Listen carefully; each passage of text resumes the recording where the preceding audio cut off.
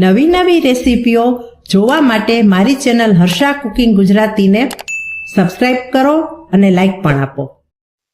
રજાના દિવસનો ગુજરાતીઓનો સવારનો પ્રિય નાસ્તો એટલે ખાંડવી. પણ આ ખાંડવી બનાવી ખૂબ મહેનત ભરેલી હોય છે અને અગવડ ભરેલી હોય છે. એટલે મોટાભાગના લોકો એવું કરે છે કે ખાંડવી બજારમાંથી તૈયાર લાવે છે. પણ આજે હું તમને ખાંડવી બનાવવાની એકદમ સરળ રીત બતાવવાની છું અને નવી રીત બતાવવાની છું. તો તેના માટે વિડીયો પૂરેપૂરો જોતા રહેજો. તો ચાલો બનાવીએ આજની રેસીપી ખાંડવી.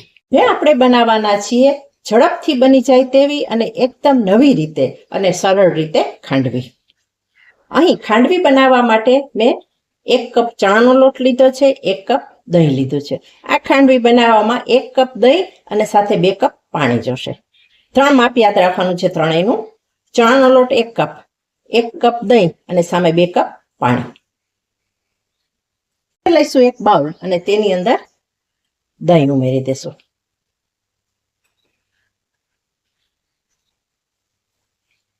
સ્વાદ મુજબ મીઠું એડ કરી દઈએ. અડધી ચમચી હળદર એડ કરી દઈએ.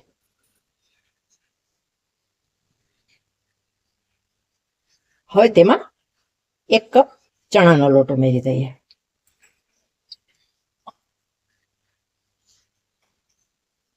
અને 2 કપ પાણી ઉમેરી દઈએ.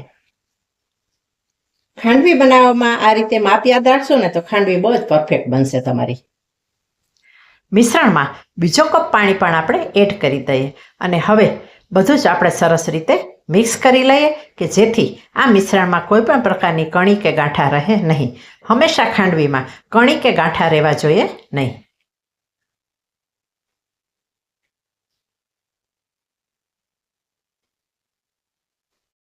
બેટરને ગાંઠા રહિત બનાવવા માટે આપણે મિક્સર જારમાં એડ કરી દઈએ અને તેની અંદર આપણે 1 ચમચી તેલ ઉમેરી દઈએ અને આ મિશ્રણને આપણે મિક્સરમાં ફેરવી લઈએ. ખાંડવી આપણે ઓવનમાં માઇક્રોવેવ કરવાના છીએ. તેના માટે મેં માઇક્રોવેવ ફ્રેન્ડલી બાઉલ લીધો છે. તેની અંદર આપણે આ મિશ્રણને સૌથી પહેલાં ગાળી લેવાનું છે એટલે કોઈ પણ પ્રકારની કણી કે ગાંઠા રહે નહીં. બાઉલમાં આપણે ગળણો મૂકીએ અને તેની ઉપર આપણે મિશ્રણ એડ કરી અને મિશ્રણને ગાળી લઈએ. તમારે આદુ મરચાંની પેસ્ટ નાખવી હોય તો નાખી શકો છો, પણ અમે ખાંડવીમાં આદુ મરચાંની પેસ્ટ નાખતા નથી. જો આદુ મરચાંની પેસ્ટ નાખતા હો કે ના નાખતા હો, મિશ્રણને હંમેશા ગાળી લેવું જેથી વધારાની કણી કે કચરો હોય તો તે આ રીતે ગળણામાં રહી જાય.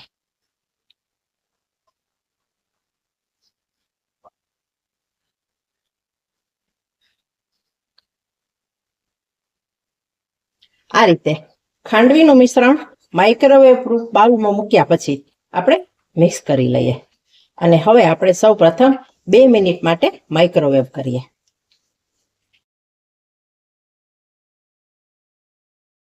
બે મિનિટ માઇક્રોવેવ કર્યા પછી જોઈ શકાય છે કે વચ્ચેનું મિશ્રણ ચડેલું નથી એટલે કાચું છે તો પાતળું છે અને સાઈડનો ભાગ કૂક થઈ ગયો છે એટલે એ ઘાટો થઈ ગયો છે. પણ બંનેને સારી રીતે આપણે મિક્સ કરી લેવાનું છે એટલે કોઈ પણ પ્રકારના ગાંઠા બને નહીં.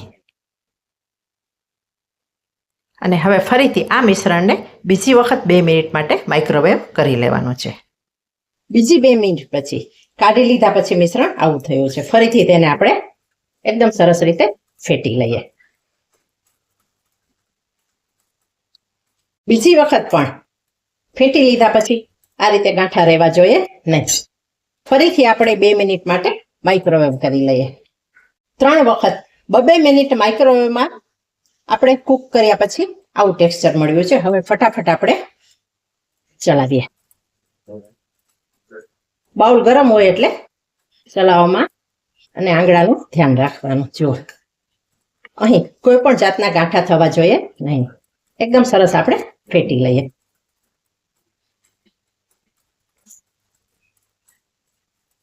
વિડીયો જોયા પછી જો વિડીયો સારો લાગે ને તો આ વિડીયોને વધુ ને વધુ શેર કરજો જેથી જે લોકોને આ રીતે આ પદ્ધતિથી ખાંડવી બનાવતા ના આવડતી હોય ને તો એ તરત કરી શકે.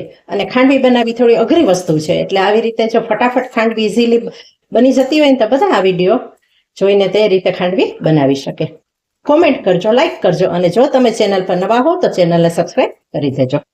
જો ગાંઠા ન રહે તે રીતે આપણે એકદમ સરસ રીતે ફેટી લઈએ.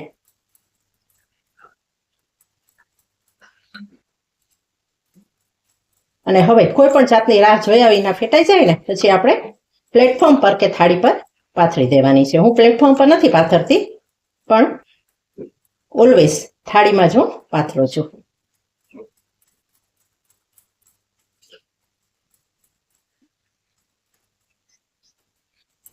હવે આપણે ખાંડવીને થાળીમાં પાથરશું. તેના માટે થાળીમાં કોઈ પણ જાતનું તેલ લગાવવાનું નથી. એમને પણ ખાંડવી આપણી ઉખડી જશે. સ્પેચ્યુલાની મદદથી આપણે મિશ્રણ લઈ અને આખી થાળીમાં પાથરી દઈએ. થાળીની અંદરની સાઈડ અને બહારની સાઈડ આપણે પાથરી દેવાની. સૌથી પહેલાં અંદરની સાઈડ પાથરવાની અને ત્યાર પછી થાળીની ઉપરની સાઈડ. એટલે વાસણ પણ ઓછા જોઈએ અને ફટાફટ આપણું મિશ્રણ જે તૈયાર થઈ ગયું છે તે ખાંડવી બનવા માટે રેડી છે. એટલે ઝડપથી પથરાવા માંડે. વાર લાગે તો મિશ્રણ ઘાટું થવા માંડે તો ખાંડવી સારી બને નહીં. જો આ રીતે ફટાફટ પાથરી દેવાનું.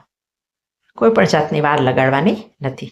આ રીતે થાળીની ઉપરની સાઈડ પણ આપણે લગાવી દેવાનું છે મિશ્રણ.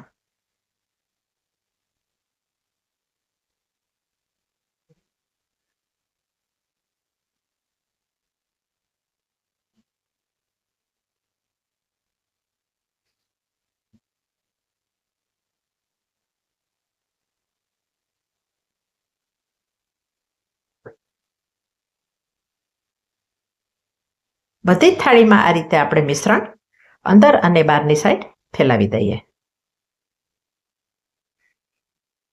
ખાંડવી માટેનો આપણે વઘાર તૈયાર કરીએ. તેના માટે મેં વઘારિયામાં 1.5 ચમચો તેલ મૂકેલું છે. આ વઘાર હું રાઈ અને હિંગથી કરવાની છું. તમને પસંદ હોય તે રીતે તમે વઘાર કરી શકો છો.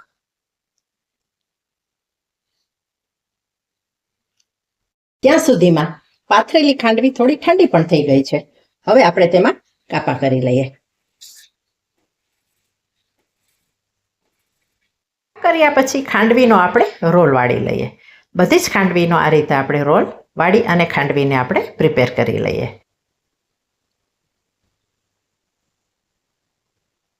છ મિનિટ માઇક્રોવેવમાં કૂક કરીને અને બીજી 4 મિનિટ બીજી પ્રિપરેશનમાં ટોટલ 10 મિનિટમાં તૈયાર થતી આ ખાંડવી છે. આ ખાંડવીની આપણે પ્લેટિંગ કરી લીધી છે. પ્લેટિંગ કર્યા પછી આપણે ખાંડવી ઉપર તૈયાર કરેલો વઘાર છાંટી દઈએ.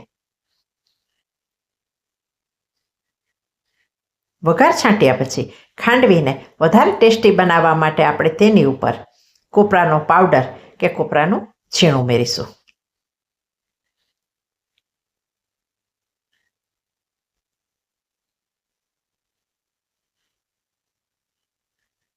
અહીં મારી પાસે કોપરાનો ભૂકો છે એટલે હું કોપરાનો ભૂકો ઉમેરું છું. તમે કોપરાનું છીણ પણ ઉમેરી શકો છો. કોપરાનું છીણ કે કોપરાનો ભૂકો ઉમેર્યા પછી તેનાથી ઉપર આપણે કોથમરીથી ગાર્નિશ કરી દેવાનું છે. ને ખાંડવી બનાવવાની એકદમ સરળ રીત. હવે મળીશું બીજી જ નવી રેસીપી સાથે.